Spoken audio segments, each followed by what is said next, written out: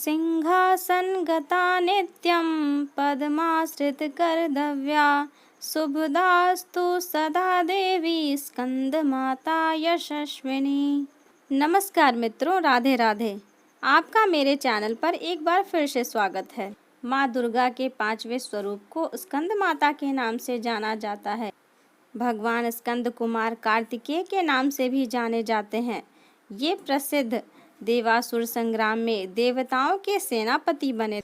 पुराणों में इन्हें कुमार और शक्तिधर कहकर भी इनकी महिमा का वर्णन किया गया है।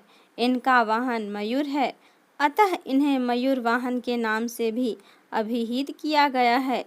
इन्हीं भगवान स्कंद की माता होने के कारण माँ दुर्गा के इस 5वें स्वरूप को स्कंद माता के नाम से जाना जाता है। इनकी उपासना नवरात्रि पूजा के 5वें दिन की जाती है। इस दिन साधक का मन विशुद्धि चक्र में अवस्थित होता है। इनके विग्रह में भगवान स्कंद जी बाल रूप में इनकी गोद में बैठे होते हैं। स्कंद मातृ स्वरूपिणी देवी की 4 भुजाएं हैं।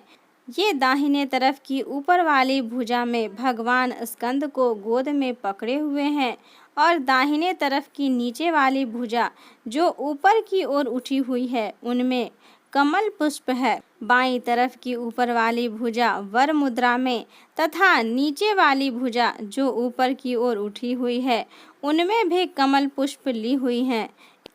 इनका वर्ण पूर्णतः शुभ्र है। ये कमल के आसन पर विराजमान रहती हैं। इसी कारण इन्हें पद्मासना देवी भी कहा जाता है। सिंह भी इनका वाहन है।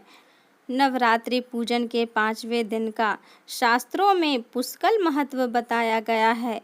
इस चक्र में अवस्थित मन वाले साधक की समस्त बाह्य क्रियाओं एवं चित्त वृत्तियों का लोप हो जाता है। वह विशुद्ध चैतन्य स्वरूप की ओर अग्रसर हो रहा होता है। उसका मन समस्त लौकिक सांसारिक मायिक बंधनों से विमुक्त होकर पद्मासना माँ स्कंद माता के स्वरूप में पूर्णतः तल्लीन होता है। इस समय साधक को पूर्ण सावधानी के साथ उपासना की ओर अग्रसर होना चाहिए। उसे अपनी समस्त ध्यान वृत्तियों को एकाग्र रखते हुए साधना के पथ पर आगे बढ़ना चाहिए।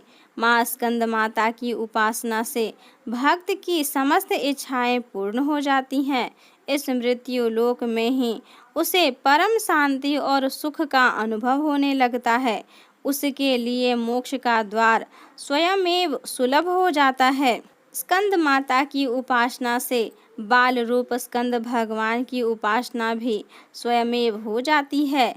यह विशेषता केवल इन्हीं को प्राप्त है। अतः साधक को स्कंद माता की उपासना की ओर विशेष ध्यान देना चाहिए। सूर्य मंडल की अधिष्ठात्री देवी होने के कारण इनका उपासक अलौकिक तेज एवं कांति से संपन्न हो जाता है। एक अलौकिक प्रभा मंडल अदृश्य भाव से सदैव उनके चतुर्दिक परिव्याप्त रहता है। यह प्रभा मंडल प्रति क्षण उनके योगक्षेम का निर्वहन करता रहता है। अतः हमें एकाग्र भाव से मन को पवित्र कर माँ की शरण में आने का प्रयत्न करना चाहिए। इस घोर भव सागर के दुखों से मुक्ति पाकर मोक्ष का मार्ग सुलभ बनाने का इससे उत्तम उपाय दूसरा नहीं है। नवरात्रि के 5वें दिन सबसे पहले स्नान करें और स्वच्छ वस्त्र धारण करें। अब घर के मंदिर या पूजा स्थान के चौकी पर स्कंद माता की तस्वीर या प्रतिमा स्थापित करें। माता को गंगा जल से स्नान कराएं। अब पूजा का संकल्प लें। इसके बाद स्कंद माता को रोली कुमकुम लगाएं और नैवेद्य अर्पित करें।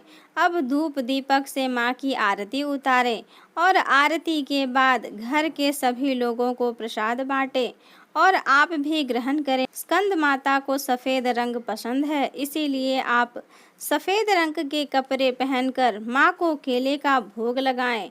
मान्यता है कि ऐसा करने से माँ निरोगी रहने का आशीर्वाद देती है। कथा समाप्त हुई मित्रों, मिलते हैं अगले वीडियो में। तब तक के लिए धन्यवाद।